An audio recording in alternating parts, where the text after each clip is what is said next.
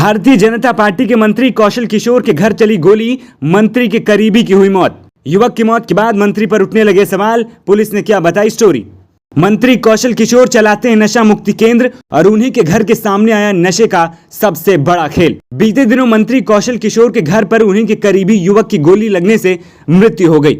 मृत्यु की खबर सुनने के बाद युवक का भाई मंत्री के घर पहुंचा, जहां पर उसके भाई की लाश पड़ी हुई थी। युवक का भाई लाश देखकर जोर जोर से रोने लगा और कई सारे आरोप लगा डाले। साथ ही ये भी कह रहा था कि मेरा भाई मंत्री जी का बहुत करीबी था। ये वीडियो सोशल मीडिया पर तेजी से वायरल हो रहा है। भारतीय जनता पार्टी के मंत्री के घर पर गोली चली थी, युवक की मौत हुई थी। युवक मंत्री का करीबी था।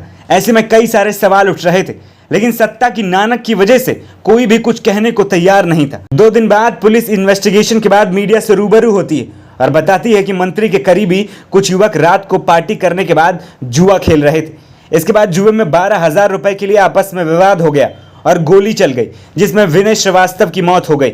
विनय श्रीवास्तव, जिनके परिजन बता रहे हैं कि वो मंत्री जी का बहुत करीबी था और उन्हीं के घर पर रहता था।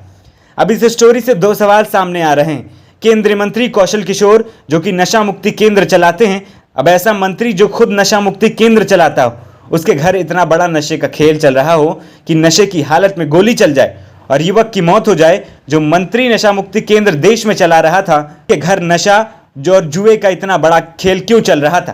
क्या मंत्री जी नशा मुक्ति केंद्र सिर्फ नाम के लिए चलाते हैं? क्योंकि जब उन्हीं के घर में नशे का इतना बड़ा खेल हो रहा है तो सवाल तो बनता है। दूसरा सवाल यह उठता है कि युवक मंत्री जी का इतना खास था कि उन्हीं के घर पर रहता था, तो ऐसे में किसकी हिम्मत हुई कि युवक पर गोली चलाने की? क्या पुलिस द्वारा बताई गई बात में कुछ और भी सामने आना बाकी है?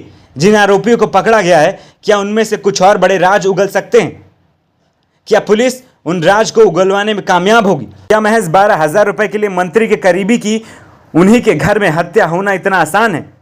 जब मंत्री के घर में मंत्री के करीबी की हत्या हो जाती है तो देश के लोगों की रक्षा की जिम्मेदारी कौन लेगा? कई सारे सवाल उठ रहे हैं। फिलहाल पुलिस इन्वेस्टिगेशन में जुटी हुई। कौशल किशोर के बेटे पर आर्म्स एक्ट के तहत FIR दर्ज हो गई, क्योंकि गोली उन्हीं के लाइसेंसी पिस्टल से चलाई गई थी। फिलहाल कौशल किशोर का कहना है कि घटना के वक्त उनका बेटा दिल्ली में था। आगे पुलिस क्या क्या खुलासा करती है, ये तो आने वाला वक्त ही बताएगा।